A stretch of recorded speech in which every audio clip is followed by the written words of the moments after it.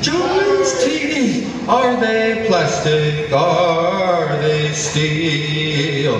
Ha ha, hey, hey, oh, hey, hey, oh, hey, oh.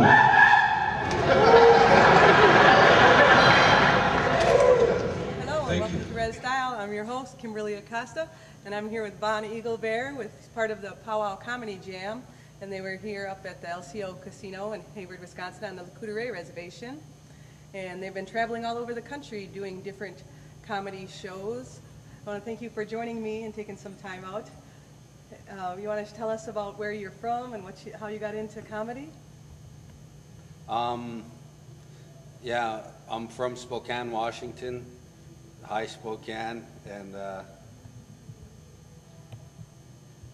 you know, a lot of people ask me that, how did you start off in comedy? And I've come up with a different story almost every single time, and half the time I don't even know how I got started in comedy now. So, but I think it was, you know, I made that song John Wayne's Teeth for smoke signals, and a lot of communities around where I'm from were asking me to come and sing that song at community functions. And then they wanted me to talk after I was done. And I didn't know what to talk about, so I just basically went up there and just started winging a lot of stuff. And then I remember one time they hired me to do John Wayne's Teeth, and they put me down as a comedian. And ever since then, it just kind of, I got that aura put upon me, and now I'm kind of in that role. Can you do a little snippet of it for John Wayne's? Yeah, for John Wayne's Teeth. John Wayne's teeth, are they plastic or are they steel? I still don't know what the heck that song means. I've asked Sherman. Sherman told me that it was about John Wayne got in a lot of fights, and if you were fighting with a lot of Indians, on the res, if you get in a lot of fights, you're missing teeth. And he says John Wayne was never missing teeth, so either he had plastic teeth and he took them out, or his teeth were steel. That's from Sherman. What's up, Sherman? And you guys made it on Showtime. How did that come about? We were traveling around doing comedy, Pow-wow Comedy Jam, with my comedy buddies, and they offered the founder of Pow-wow Comedy Jam, Mark Yaffe, a spot on Showtime to do this special with these other native comedians, and he said he wasn't going to do it unless he could bring us with him. So that's how I ended up on Showtime. So my name got passed to the Showtime people through Mark Yaffe. And who's all a part of Pow-wow Comedy Jam? Let's see, who's part of Pow-wow Comedy Jam? There's this dude named Mark Yaffe. God, what's that other guy's name? He's from Wisconsin. He's a Ojibwe. Jim Rule. Then there's this other guy. He's a Standing Rock Sioux from South Dakota. J.R. Redwater, the reservation sensation. And I know these guys really good. Real good. Yeah, I can see that. Yeah. Your comedy is so different than most people's. You do a lot of one-liners. Do you want to talk about how you developed your style?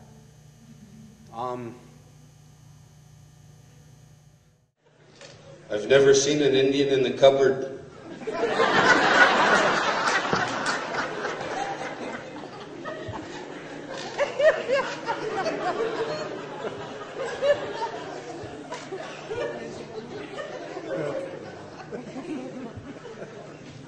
But I seen one digging around in the fridge.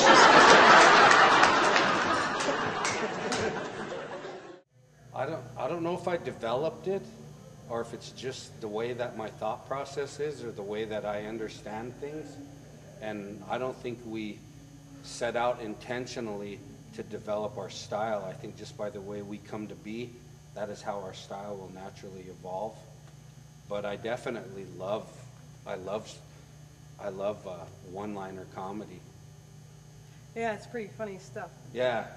Where do you come up with, just from traveling? And I come up with my jokes from life experiences, reading stuff, hearing people talk, watching television, just that whole life. I think they should combine a porta potty with a teepee and call it a pee-pee.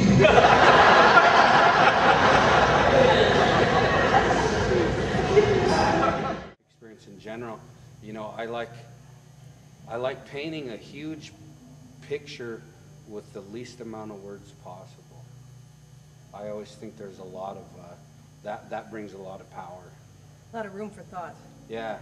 Definitely. But the hard thing about doing that kind of comedy is filling 45 minutes or an hour with those kind of jokes, and it makes your mind jumble.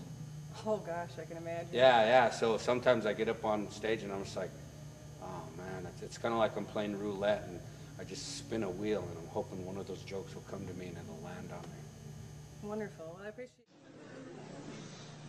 I saw this guy driving down the street the other day, and he had a dream catcher hanging from his rear view mirror. And I was like, dude, sleeping at the wheel is dangerous.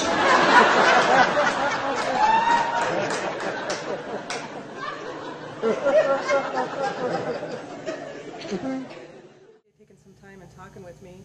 And I know that you guys have a website, which is jokesignals.com. Yeah, jokesignals.com. Do you also have a personal website of your own? No, I don't. I'm not that evolved yet. I'm in the process. I got a MySpace. And a Facebook. And a Facebook. And if you want to track me down, I'm on those. My MySpace is iCaveman, and my Facebook, I think, is just Vaughn Eaglebear. And that's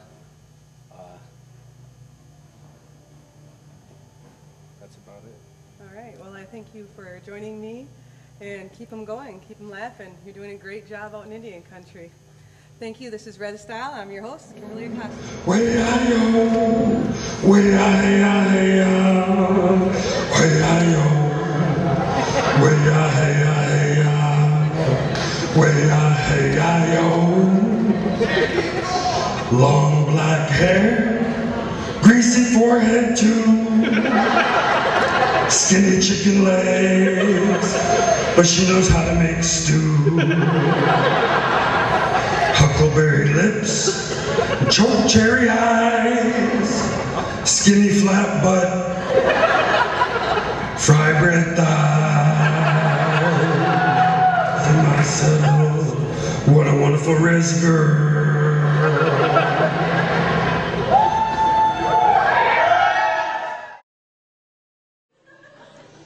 Bingo players make better lovers.